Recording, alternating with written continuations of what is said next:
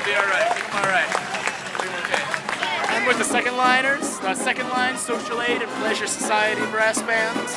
And what is do you have a particular cause that you're especially interested in? We play if the cause is true and the time is right, and those are our only two lasting conditions. How often do those conditions come about? Very often, very often. I'm with Cackling Thunder. We're out of Greensboro, North Carolina. You traveled a long way to be here. Yeah, we did.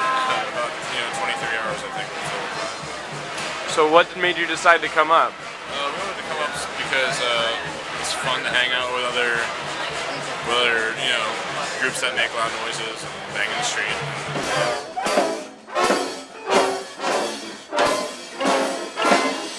I think each band has its own cadence and its own way of moving, and that has to do with the music that they play, the costumes that they wear, the energy that they bring, the ideas that they espouse, and the area of the country or the area of the world that they come from. Like last night I went to one of the kickoff events in East Somerville, and there was a band there that was from Rome that had got there off the plane 4 hours earlier and came and played, and it was so cool to just think about how HONK is becoming this sort of world energy where people can understand the importance of music and activism from all parts of the globe and convene here in Somerville, which is so neat.